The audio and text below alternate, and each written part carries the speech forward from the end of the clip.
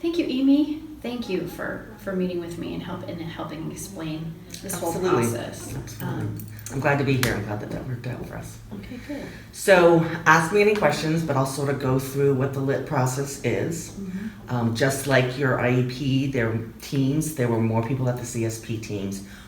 We're going to have more people at the LIT. The school will go, the key players on the IEP team, and you can bring whomever you want. I don't know if Jonathan's coming or your mom. Mm-hmm. I know they're big players in supporting your son Tyler. I don't think Jonathan's going to be coming. He's actually going to be on the road. Okay. But just so that you know, you can bring anyone that you want. And for those people that do not know your son, you can bring a picture if you want. Some families do, some families do not.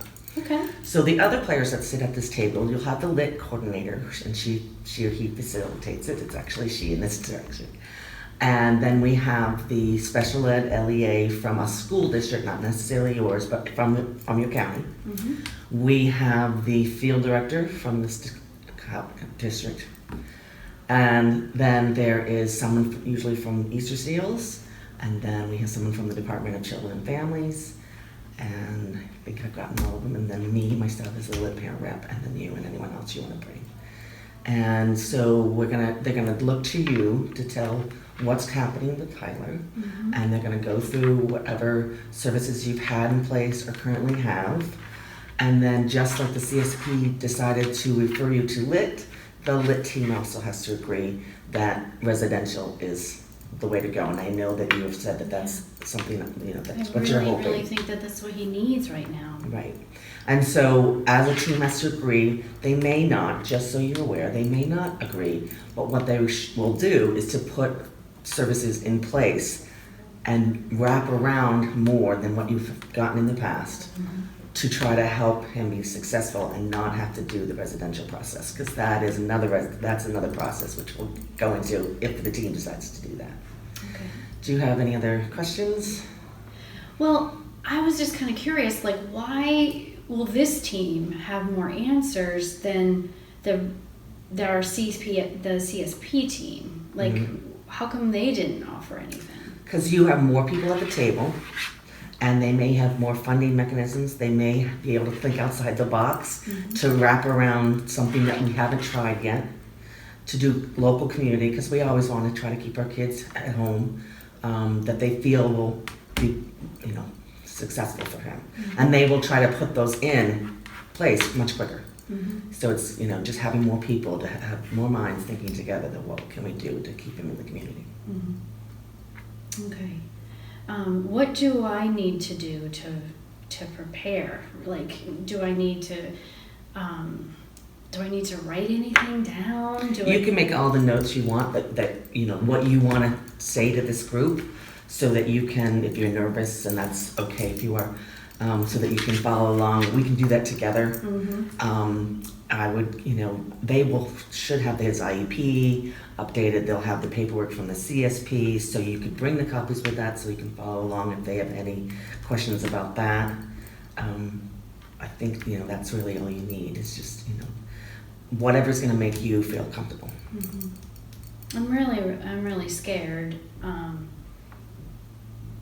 about his future. I don't know what to do. I really have lost. I tried everything. I just don't know what to do. And that's a hard discussion, but going to LIT will make that discussion easier, because people will be supporting you and Tyler and the family to try to keep, moving forward and make that wraparound services. They can empathize with that. Mm-hmm. It just doesn't always guarantee residential. So I just want you to know that. Right. Okay. Well, thank you, Amy. You're welcome.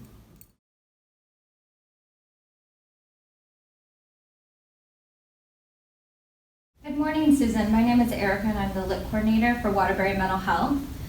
I wanted to explain to you a little bit how this is going to look today. So we have about an hour to review your family situation. At any point you want to take a break, just let us know. Does that work for you? That works. Thank you. So I'm going to talk a little bit about the structure and the way that and the purpose of this meeting actually as well. So LIT is a local interagency team. So it's an interagency team that works together to identify ways to offer additional supports after a coordinated service plan, CSP, Act 264. Just want to make sure all those names are thrown out there so that you know what we're talking about. This team may suggest possible additional resources for you and your family. And the way this is going to go is we're going to do introduction and roles so that you are familiar with everyone that's at the table. We understand that it could be a little bit overwhelming seeing all these people and having no idea why they're here. We'll then give you an opportunity to discuss your situation, and we will then discuss the different resource options that are available. Any questions? No, not right now. All right, so we'll go ahead and go around and do introductions. Like I said, my name is Erica and I'm the LIT coordinator. My name's Mark Carr and I'm the Family Services Director for this county. Before that worries you, I sit in on these meetings regardless of whether we're talking about custody or not talking about custody. And my hope is that I can just hear about your family and see if there's anything that I might be able to come up with to help support you. Hi Susan, I'm Vivian and I'm with the school district, sometimes known as the LEA or Local Education Agency, and I'm a liaison to your son's school, so I know a little bit about Tyler, and I'm here to represent the school and see if there's anything that I can do to help you in his school setting. Hi there, Susan. My name is Deborah, and I work for the Developmental Services branch of the Waterbury Agency. And it's great to meet you and get to know a little bit about your family. Hi, Susan. I'm Suzanne LeGarry-Belcher, and I'm the Agency of Human Services Field Services Director. And I'm here to support and look and see as a system how we can be helpful to you. Hi, Susan. I'm Karen Boloski Branch, and I work for the local Children's Integrated Services Team here in your area, and I represent childcare, and I'm here to see if there are ways that we might be able to better support you and Tyler and maybe your other two children around childcare. Hey Susan. Hi. You know me, but everyone else doesn't. I'm Dana Robson. I'm the school social worker who's working with Susan and Tyler and has been for years, so I'm here to support them.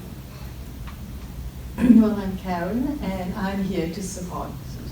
This is my friend Karen, so thank you for letting me bring her. I am Susan, and this is my son Tyler, and I just wanted to just share a picture, if you wanted to just pass it around, just share a picture of who he is, and I wanted to come and talk about how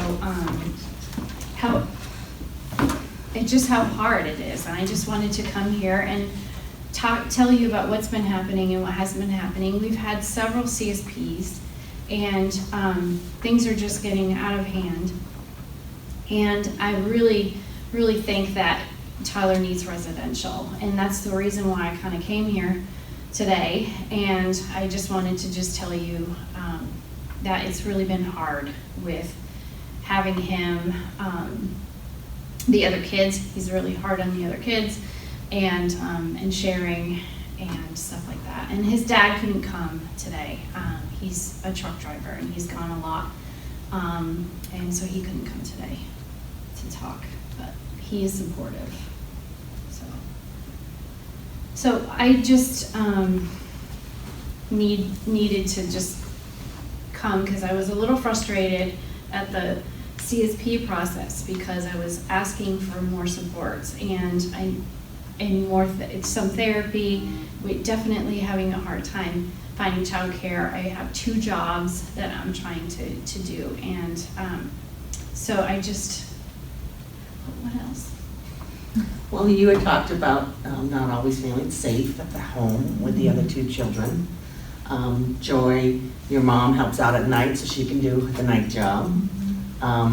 But she also feels that Tyler's getting older and a little bit stronger, and she's not sure how long she'll stay. I don't think you've had a conversation of that yet, but that's one of your thoughts, is that what if my mom can't watch, then I have to lose my second job. And that's not a great option. And he's getting violent, and I just don't know if she can manage him anymore. I know I can't manage him at sometimes, and so it's really kind of hard. But she's the only person that I can trust right now with him.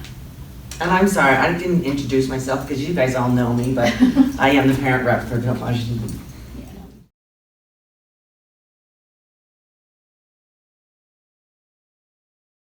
Thank you, Susan, for sharing all that with us. I know that it's really difficult to have to share your story with all these people, and that, you know, there's a lot of emotion and challenges that you're facing. I also understand that you were thinking that residential treatment may be beneficial for Tyler. And I wanted to allow this team to discuss all ideas and options for him. So residential placements can be a challenging environment for some youth, and you know, they're away from their home, they are with other youth who are facing challenges, and they're away with their away from their family. And so with that, there could be some unintended effects on Tyler. So we want to be mindful of that. So this team really likes to have conversations and discussions around creative resources that we can put into motion, so that you, Tyler, and your family can get served in the community. So I wanted to take the time to go around and hear what people's thoughts are. So Susan, I don't know, I really empathize with your circumstance and frustration at this point, at this sort of juncture for your family. But I wondered if you had talked to your agency folks about family managed respite, if you knew about that resource, because it sounds like one of the things that you really could benefit from is having more help in your home for Tyler, and even possibly maybe being able to pay his grandmother for working with him, that might be a benefit to your family. And so family managed respite are some funds that are held at your local agency. You can apply for them. You do have to sit down and talk to folks about Tyler's needs in particular. It's available for children and families with an array of different issues and challenges. And if you qualify for that, then you hire the folks to work with Tyler. And you can hire them for a few hours, or you can even hire somebody for an overnight to be with him if you're really exhausted. If you can potentially hire his grandma, or you might be able to hire other friends and family. They do go through a background check process with a company called Eris. So I would strongly suggest that that be something that you could follow up on with the support of Dana or someone else from your team. Susan, I was able to talk a little bit with Tyler's teachers, and remember in the spring we added some extra support with writing. I understand that he is doing really well and has made a lot of progress, and that there might be some additional things that we could do to support him in school in other areas. And one of the things that we have is a social skills group. And if that is something that you might be interested in, I can talk with his IEP team, and we can see about setting that up for him, because it's part of that process. And it would give him an opportunity to spend more time in a structured setting with other children his age, in a special group where they do a lot of fun stuff at recess, and kind of have a chance to, be at school together when it's not a lot of stress, but it's more fun activities. And I would be happy to look into that for you if that's something you might be interested in. Would that be like during his classes, or would that be like, when do you think that would be? Because he struggles, so I don't want him to be pulled out of important classes. Do you know what I mean? I hear you, and one of the things that we've done is to set this up around other natural breaks that happen during school time, so lunchtime and recess. So it happens naturally where children are spending time together, and this would provide somebody that can provide them a little bit extra social support and having conversations with one another. Susan, my job is to kind of look and see the systems perspective, and one of the things I heard you say was IFBS really worked well, and that's been a while. So can you talk a little bit more? Is that something that you would like to see again? Is that a possibility? You talked about that?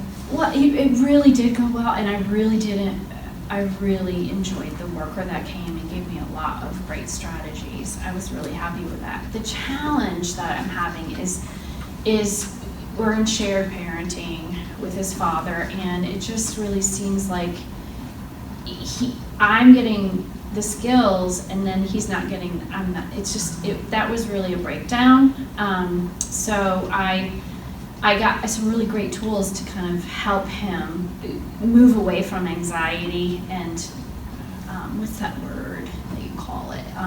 Calm down, kind of like De-escalate. de-escalate, yeah. And so, I mean, I got some of those skills, but his dad doesn't necessarily have them, and that's kind of where we kind of struggle with that. Would that be a service you could offer the I'm father? wondering if that could be offered to the father, or to. Partial in her home, partial in theirs. Yes. That's on the weekends, Jess, right? Yeah.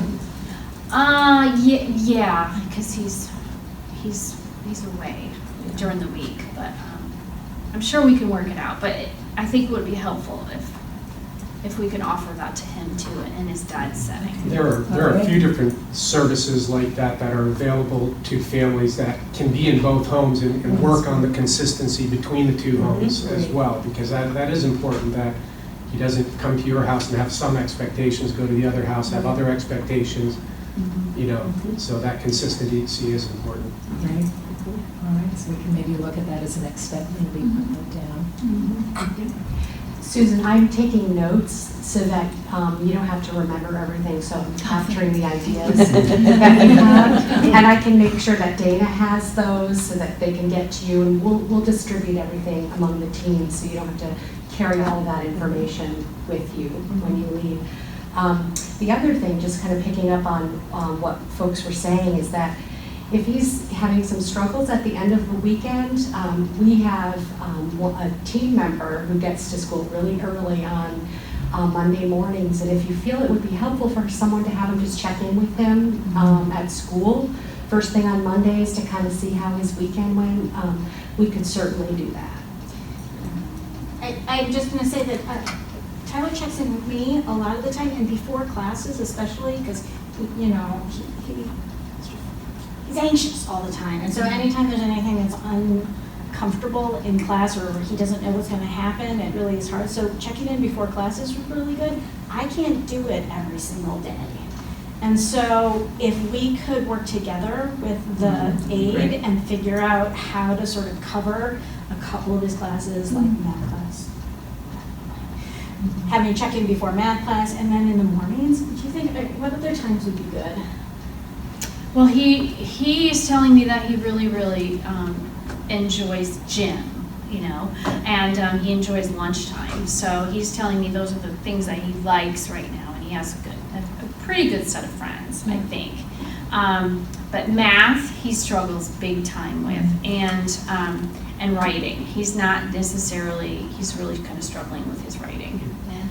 So if we could sort of strategically figure out which classes it would be best to check in before, and then morning check-ins would be great. Because sometimes I can be there for Tyler, and sometimes there's other kids too. I think we can definitely, let's coordinate that and work something out. I think that's definitely doable. The other piece that I would put in, my job is really to help parents around childcare.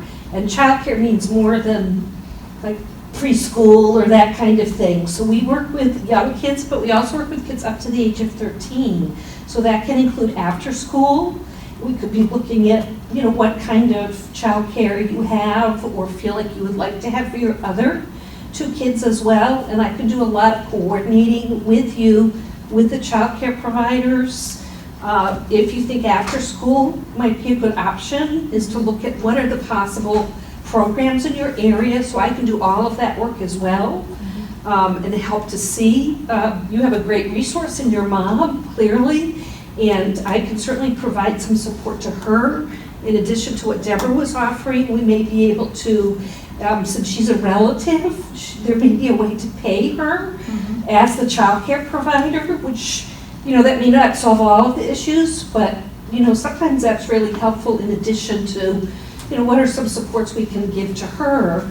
And it sounds like a lot of what we're talking about is how do we help create more consistency for Tyler. wherever he is, right? And that's a piece that I can also come in and help with around any kind of after school or evening care that's happening for him. One, to help look at, how are you able to afford it? There may be some subsidies or some other ways to support that work, because you're working 2 jobs, that's a lot to manage. And then help provide some of the coordination as well with that. Well, we can talk about that. I think we really need to talk about that, because he's got kicked out of one daycare because he was, it wasn't his fault, but he just couldn't manage his behavior, and he had hurt another kid. Okay. And that's definitely something I can work with the child care provider to provide support to them. We also have another fund where we can sit down and apply together with your child care provider and look at bringing in a one-on-one aide that could support Tyler while he's in the child care, and they can help him with how he manages his behaviors and just looking at all of those pieces. So I think there's a number of ways that we can provide some support to him directly and to the people who are caring for him. Well, this is all a little overwhelming, and I really do appreciate all of the ideas that people have said, but I just, other people have said that they can help, and it hasn't really happened. Do you know what I mean? So what I need to know is, like, who can help me make sure that this happens, because a month can go by and we still don't have anything. And if I don't have anything that can help him in a month, then I don't know what to do. Do you know what I mean? So how can it happen sooner? Like now. Well.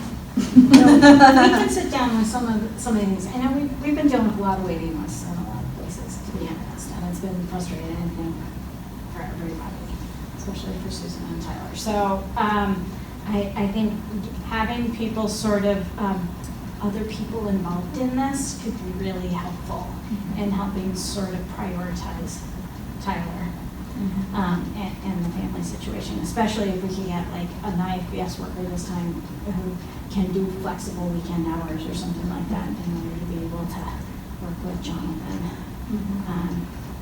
So I think that this could be really helpful. I am happy to help you follow up with anything in your role too. So we can get started on this right away. I think it's important for you guys to get Susan's contact information too, so that you can work one-on-one. And if we are talking about another round of IFBS, I can work with you on prioritizing your family and getting them up on the top of the list as well. So that we get this moving along well. Because I was nice to get home-based. It's really hard. Susan works 2 jobs. Jonathan works, has this crazy trucking schedule. So it's hard to get to an office visit sometimes. So that was, the home-based piece was so wonderful. And one of the things I'm hearing is that you want some kind of security that this is not going to fall through the cracks. And would getting back together with your CSP team or a treatment team in a month's time, would that be something that you would want to see happen? With just enough time so I can make sure that I can get there, yeah, it would be helpful to meet again. All right. Well, it seems like sort of the general consensus of the group is that we hold back on residential and try some of these options that people are suggesting for the community. Like we said, Vivian's taking notes so that we can make sure that those pieces are being followed up on. How are you feeling?